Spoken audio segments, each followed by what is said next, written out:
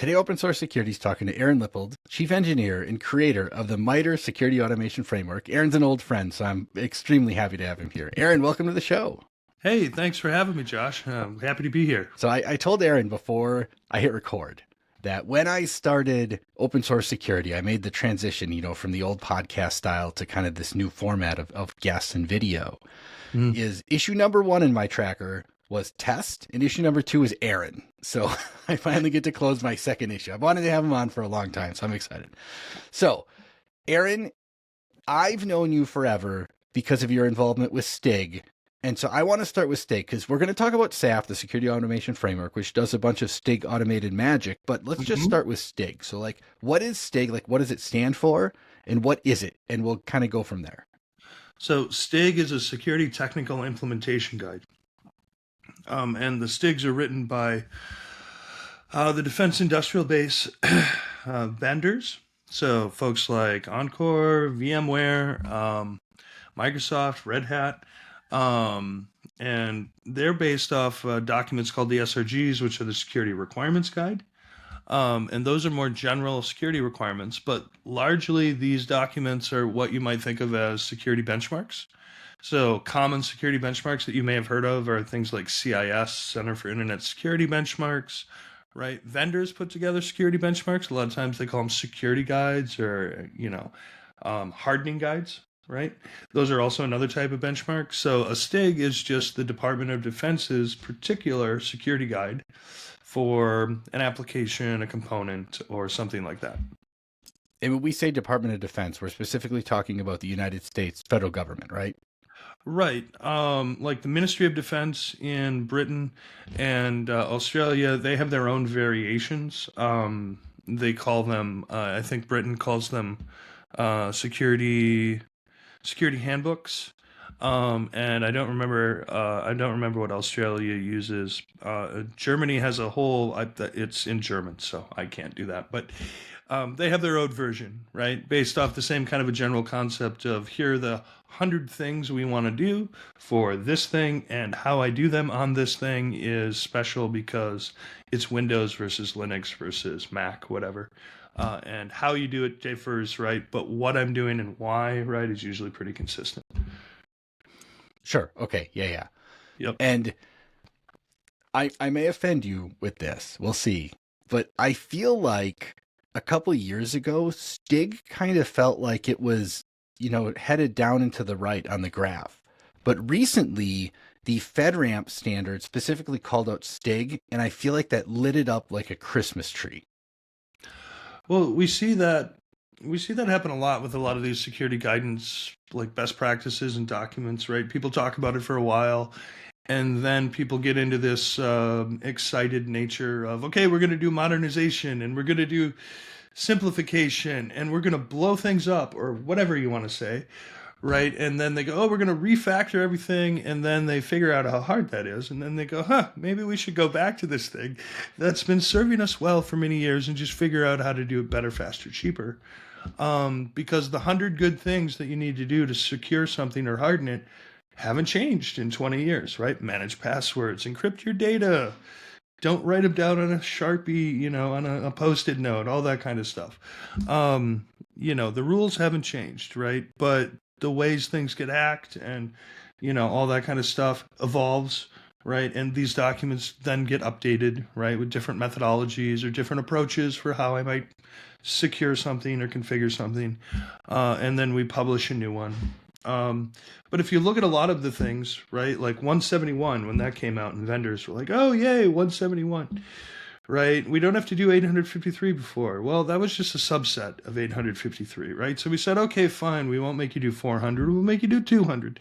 And now we're going through another iteration of, okay, maybe we only make you do 75 or 50, but it's all from the same source, right? So it all comes back around, I think, and things evolve. If you look at the CIS benchmarks, right, they've been getting more and more complex. They originally started with like 50 things or 20 things for level 1, and then here's 25 more things for level 2. And then now if you look at level 3, they're basically the same thing as a STIG in terms of complexity, right? There's 350 items in level 3. So that's just a STIG. They just call it something else. Um, so it happens. Right, right. Well, in their business model relies on them not calling it a STIG. For a while, they were calling them STIGs. If you look through, there's a few published like CIS benchmark STIG, Oh, STIG that's benchmark. funny.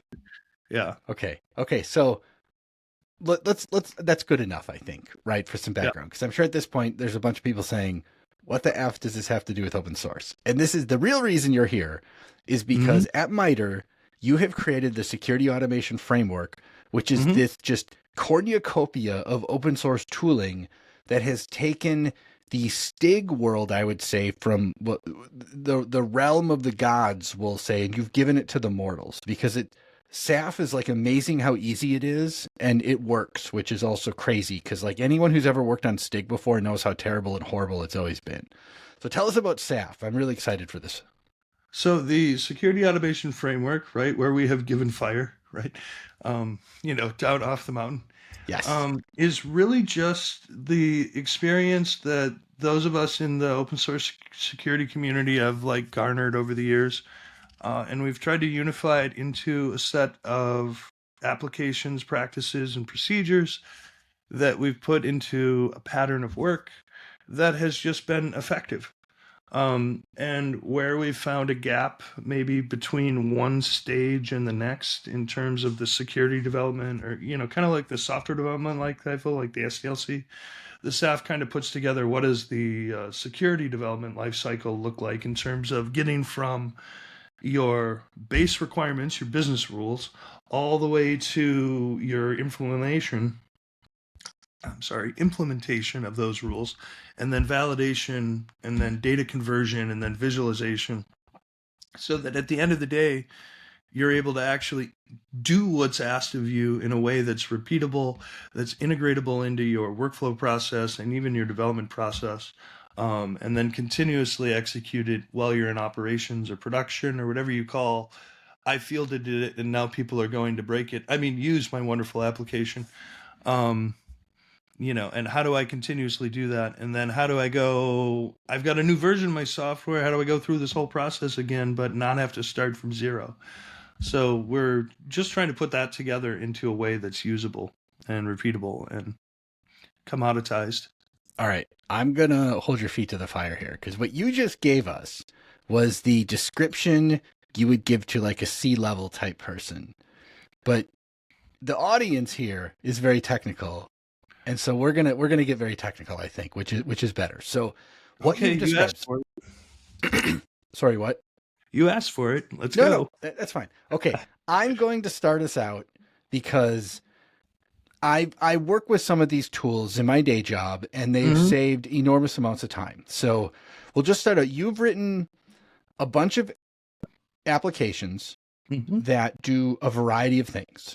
There's let's start with we'll start with Heimdall, okay? Because that's the one I love. That's like the UI you have created where the idea is you get your STIG from somewhere, you run the STIG using InSpec, which we'll talk about momentarily, and then you have to look at the results. And historically, looking at STIG results has been terrible. And you built like a fancy UI that like runs in web browsers and gives pretty pictures and graphs, right? Mm-hmm. Yeah, so the idea behind Heimdall is that it's a unified security data viewer. So it's not just for STIGs, right? Right. It'll even do things like Encore or Gripe. I don't know. You might have heard of those. You know, and like SCAP and XCDDF and, AWS Security Hub scans and Tenable Nessus. And, so the idea was there's all kinds of different security tools, right? Not just STIG, right? Even though I helped build and create a lot of the STIGs and, stuff like that, there's more to that pie than just that slice. So Heimdall is there to visualize all that security data, normalize all that security data, and give you a common picture, and then make decisions off of it, right? Because whatever your security scan results are, right, they're not inherently good or bad. They're just data, right? Whether that failure hurts you or doesn't hurt you or you're okay with it, that's your decision, right? That's risk acceptance and risk evaluation. And so Heimdall just tries to make that less confusing, and so that you don't have to go to like 10 different dashboards, um, much like people do nowadays, because it's like, oh, I've got my gripe scan, so I have to go to that thing, and I have my SonarQube thing, so now I have to go to that browser, and I have to go to this STIG thing, so now I have to download a Java app, God help me, and I have to go look at that. And then I also have to go to this other cloud-based thing, and God, let me open my notepad with all my passwords on it, and so that I can log into all this stuff. Let me break a few security rules so I can validate my security. So Heimdall brings all that together, and then because we normalized it into a common data format, right, we can then say, well, what do we want to do with it? And we allow Heimdall to also do things like export it into a spreadsheet. If your compliance guy wants to look at all the stuff in spreadsheets, or an HTML report if you want to email it to your boss, or a checklist, which is a very specific DoD format that allows you to upload it to other applications, so data transformation, that kind of thing. And then we also put a database behind Heimdall, so that you could do things like continuous and ongoing compliance and validation. Because to do continuous and ongoing, right, all you really need is time. And in a computer, a database is time, right? So we added time to the equation, and then I just continuously dump my data, AKA my scans, from my asset or my whatever I'm validating, and I keep dumping it in there. And then when I want to look at a pretty graph, well, great, I have my data, right? And so that's what we do there. And we do that in a way such that we can do that both via the human interface, the GUI and Heimdall. And we've also captured a lot of those same utilities and functions into Node.js CLI applications, so that you can plug it into your workflows. So your CI/CD pipelines, your GitHub actions, that kind of thing. Right. And that's the SAF CLI, right? Yeah. Which I must say, the coolest thing about the SAF CLI, I found this out talking to Aaron and his team one day, is it has a command where it will just run Heimdall for you and parse the document you told it to load in Heimdall. It's amazing. It just runs the server locally. I love it. Yep. Yeah. And what I didn't say on that was you could actually just point it right at a folder, and it'll load all the files in that folder. Oh, I didn't know that. Yeah. Awesome. This is why it's good to talk. Okay, so let's back up a little bit then. Mm-hmm. So that's visualize. We're all done, and we have the data. Now we need to do something with it. That's Heimdall. Yeah, we're going backwards, which is, yep. Well, there's a reason for this, we'll say. But okay, yeah. So from my perspective of dealing specifically with STIGs, right? And I know SAF can do other things, but you have a tool called InSpec that will, is scanning the right word? I don't know what to call it. It's validation. It's validation testing. It's functional testing. It's unit testing, right? Because it's based on a unit testing framework, RSpec. Right. So all InSpec is specialized functional and unit testing that happens to be aligned to security requirements, and it has a proper DSL on top of it to use that particular nomenclature. No, you don't get. No, I'm not going to let you get away with this. You're saying, oh, all it is unit testing. No, I have done STIG work in the past, and it used to be terrible. The way we used to validate STIGs is you had a binder, and you would sit down in front of a computer with a binder, and you'd go through the literally hundreds of pages that would tell you what to configure and what to click and how to do this thing and that thing over there. And that's exactly right. It used to be horrible, and it used to be awful. So it used to say, go execute a command and then look at a file and then check that a parameter in a file is thusly, and then verify that these three things are owned that way, right? So when I say that it's just unit testing, what we've done is we've taken a set of resources, right, in the InSpec language, right, basically just Ruby classes that know how to describe a file or a service or a kernel module, right? And what it does is abstracts it for you so that you can say something relevant or logical. So you can say, describe kernel param, my param, right? Do it should be blacklisted, it, right? In the words of the security test itself, right? Which is really just a unit test, right? My function should expose this variable and it should have this value. What we've done in those resources is we've abstracted the how I do that, right? So how do I go check if a kernel is blacklisted, right? I go cat proc blah blah blah, and I make sure that it's set to no, and right. I have Ruby do all that in the background because you don't need to know that, right? You don't need to care. Same thing for Windows. If I want to go check a registry entry and that it's key value pairs and all that, like you don't need to know how to go grok that or grep it or find it right in Windows. We'll figure that out for you. You just tell us what property and then what value, and we'll make sure that those two things are brought back. We say, is it what you expect? Yes or no. The nice thing about the resource abstraction layer for how we're doing this is we've been able to do things that other testing languages haven't been able to do, mainly because it's extensible. So when AWS needed to figure out, well, how do we do the CIS Foundations benchmark? Because nobody has a testing language for this. We wrote a bunch of resources to interact with the AWS API, and we had a standard pattern to follow. So we just interacted with that. It had a Ruby SDK. We collected the information. Same thing for GCP or Azure, or even other functional applications. We did a beta test where we took the API for RSA Archer, right, and implemented their security guides. And I wrote some resources to go interact with the AWS Archer API. And then we abstracted that so that you could just point it at any RESTful API and then generate tests off a RESTful API. So it's like, if it has an interface, you can make an InSpec interface for it and then ask it questions. So yeah, that's why it makes it a lot easier, because it seems like it's easy. There's a lot of stuff behind it. There's a lot of code behind it, but only a few people need to know how to do that code. Yeah, right. Everybody else can just use the interface to say, describe thing, it should not, right? It should include yada yada. Okay, so let's talk about that then. Mm-hmm.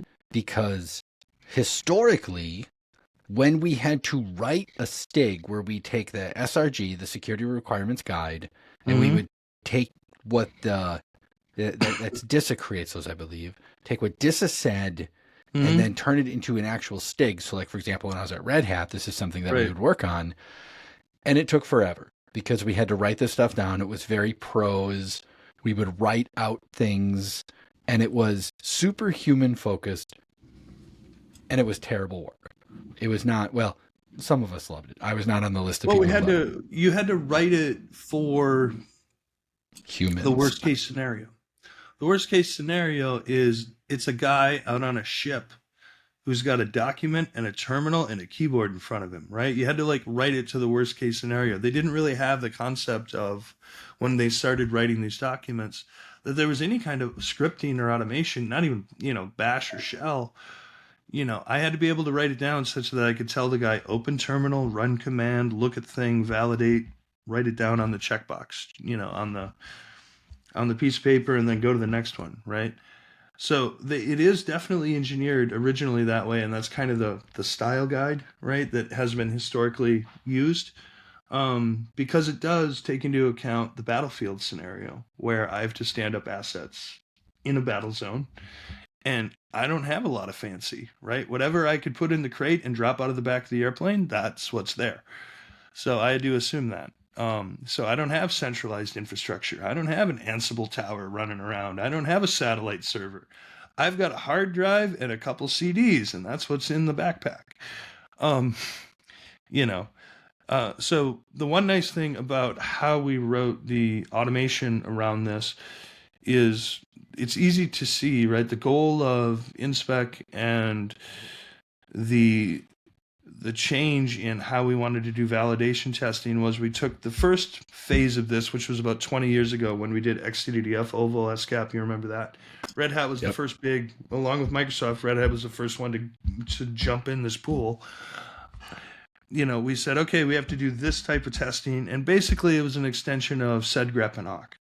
The original SRR scripts, right, were K-shell. And those are really fun to maintain. So it's just been this evolution of we've moved up in abstraction and elegance in the testing so that you could abstract a lot more, and then it looks easier. But at the end of the day, it gets down to it's the same commands. It's just you have to do less work to get there. So it's an attempt, right, to make things more stable. The other nice thing about the one key differentiator was we wanted to say, well, this particular testing language, unlike SCAP or XCDF or KShell, it's not target dependent, right? Because we can make it independent from the platform, the operating system. So when I say file and I run the file resource, it doesn't care that it's on Windows or if it's on, right? Because Ruby can run anywhere. And there's libraries and SDKs for each of those platforms. So all that abstraction we can take advantage of, et cetera. And then, so now it doesn't matter if my profile runs on, one operating system or another, or x86 or x64. Because if you even look at SCAP, right, each of the clients had to be built for every platform and every architecture. And you had to modify the implementation of how the client interpreted what it read from the XML, and then what it did, and then how it returned a result. So it's just a lot less restrictive, Okay. You just Sorry, you said you wanted to get technical. No, so. This is perfect, man. I mean, you have just described a bunch of things I never really considered, right? Because I've always ever sat at a desk. I've never been the person in the field who had to do, I've never been in the military, so that's not my thing, right? I've always been on the other end of that. And where I was leading us, my ass over there, so nice. It's in the DoD contract. Civilians can be deployed. People don't know awesome. that, but I'm too old now. I got hip arthritis, Aaron. Like the ravages of age have caught up. But no, I mean, so in all seriousness, what I was kind of leading us here is you've written a tool called Vulcan. Yep. And what Vulcan does is it lets you take the, we'll say, like sort of human prose explanation of a STIG control and turn it into something that InSpec can then parse. And I remember when InSpec first came out, writing InSpec rules was tough because you had to know like exactly how to format the rules. And I didn't know what all the right commands were because it's complicated, right? It's a big tool. And you've written like a GUI that freaking does this, man. And it's crazy easy. Like it's unbelievable. Well, Vulcan actually unifies 3 or 4 different technologies. Of course it does. You guys might not be aware of. So the first part of it is the benchmark itself, right? So that utilizes XCDDF or CSV, God help you if you have to.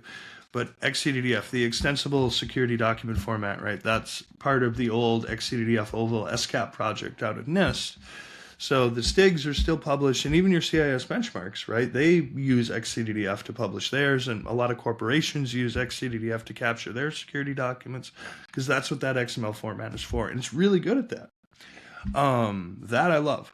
So Vulcan processes that XCDDF file and the SRGs and all those pieces, right? And is able to ingest all those, and then it's able to create a project for you to iterate through each of the requirements in that benchmark or that document. And then there's only 4 or 5 actions that you really need to take to create your STIG, to go from SRG to implementation rule. So you need to bucket it. And that just means, does it apply or doesn't it apply? And if it does apply, can you configure it or not? And if it doesn't apply, does it apply because it's out of scope for what you're working on, or doesn't it apply because it's hard-coded and can't be undone, right? So a lot of things in the Red Hat source code, as an example, right? You guys meet a lot of your STIG requirements because you hard-code it. And it's like, nope, you can't change that setting. It's that. And then it meets it, right? So you bucket it in one of those, and basically you have to figure out, for all the ones that I don't have to worry about and will never look at them again, you have to provide me really good justification as to why that's not something I will ever look at again. Because if we're wrong, that's a big hole that will then be shell-shocked 25 years later, whatever, right? So then the other ones are inherently meets. Great, give me the line in the source code where you prove that happens, right? Okay, next, right? So it just breaks down the process so that it's like logical and people don't have to think too hard. And the nice thing about making it a web app, and because I can import all the other STIGs, and because all the STIGs are based off the SRGs, right? So they all have a common index. Now I can say, hey, you're writing the Red Hat STIG. Okay, cool. We've written the Red Hat STIG multiple times. How did we do it the other 10 times for this requirement? Oh, look at the other published reference examples. Okay, copy and paste. Finagle it a little bit, right? Don't reinvent the wheel. Reuse, keep it dry, right? So we streamlined that. And then we also made it so that you could log in, do groups, teams. You could do distributed editing. It could be real time. So you can actually, like, one team member could be editing. They hit save, you refresh the screen. Yep, okay, there's what they wrote. I don't really like that. Dude, that's not good grammar. They learned me bad in school, Okay, no. Okay, let's make this pass. Okay, let's go look at the reference again. It just streamlines it, right? Because the DoD, again, battlefield scenario. What is the thing everybody has? Excel. How do you want to do this? Excel. We will excel. No, we won't excel. It'll take 2 years. By the way, the 2 versions of the product have been pushed out in those 2 years. So that STIG for Red Hat 7 no longer matters because we're on 9 or 10. And that actually happened to a few vendors where by the time they got their STIG done for like platform 7 of what their app was, they already had 8 in GA. So, I mean, that's always happened, right? Where quite often when you were trying to gain some sort of compliance for whatever, government or organization you were working with, like FIPS and Common Criteria are 2 really good examples where I remember when I was at Red Hat, the Common Criteria would usually lag 2 or more years behind. And yeah, we'd be like 2 or 3 versions ahead because when you get your validation for whatever that particular standard is, be it like FIPS or Common Criteria, whatever, you just, you kind of encase it in stone and say, this is the version that we're going to validate. Yeah, and because of that, a lot of corporations, like I know Elastic did something where they, unified their security requirements and majorly modularized it so that every validation or everything that they did in their platform, I know, have tried to centralize it, right? Because of that problem. And that way then when they get validation for one, and if they can keep it in the next version, right, it's a lot less difficult for them to revalidate. Like, hey, we didn't change anything except we updated some libraries and, but it's all fundamentally the same.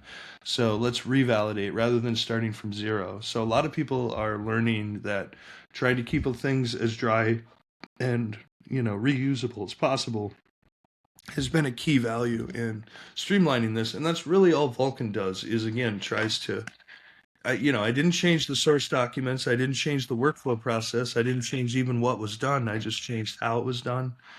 And, that was from feedback from not just me, but, people that also write STIGs for a living, right? The guys from VMware were huge contributors. The guys from Microsoft contributed to ideas about what they wanted to see. And the cool thing is, they've been able to see speed improvements of their workflow process of about 3 to 4x. So well, I bet it's more than that. I mean, I look at how easy Vulcan is, and you talk about reusing existing work. And back in the early days, you started from zero, right? Because you basically, maybe you could have taken like the RHEL 8 to go to RHEL 9 or something for the STIG, but often that's not how it worked.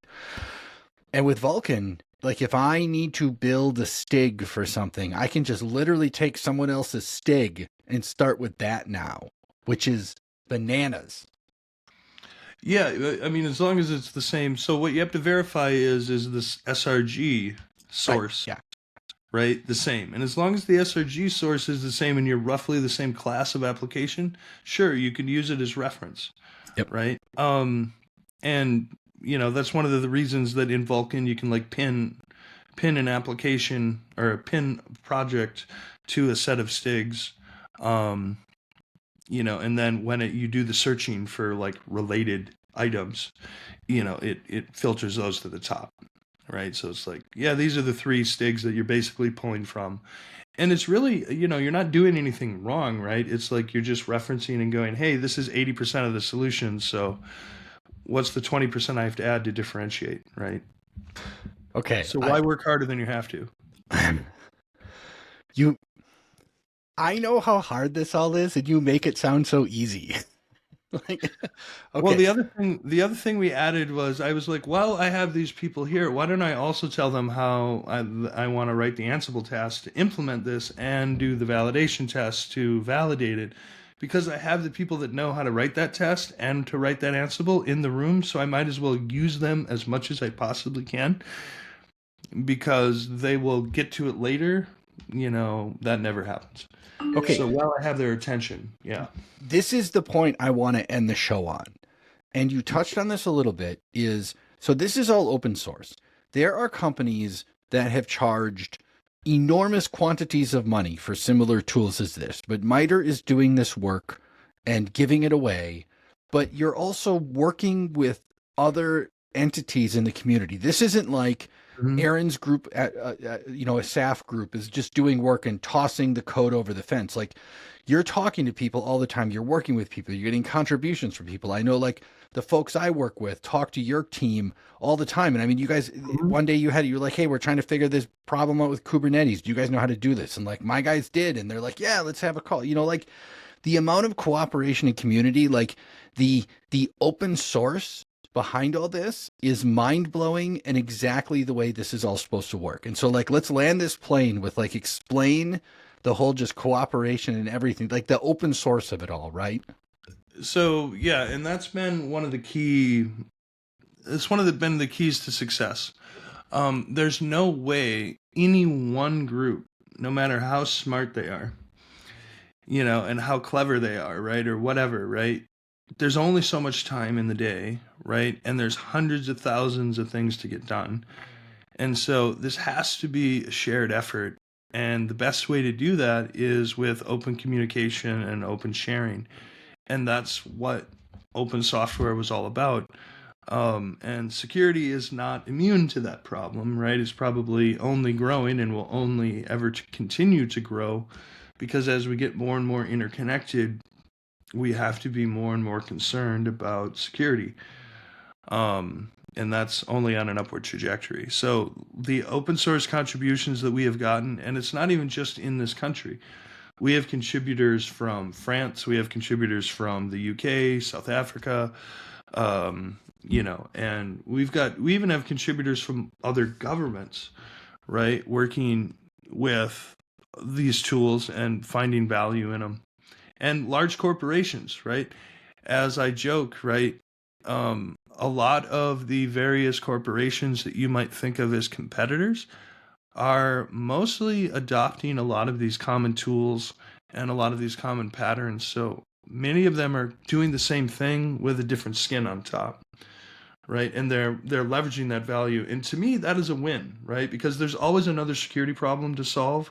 So whether we continue to commoditize the security successes that we have as a community and then continue to solve new problems, that's where we need to go, right?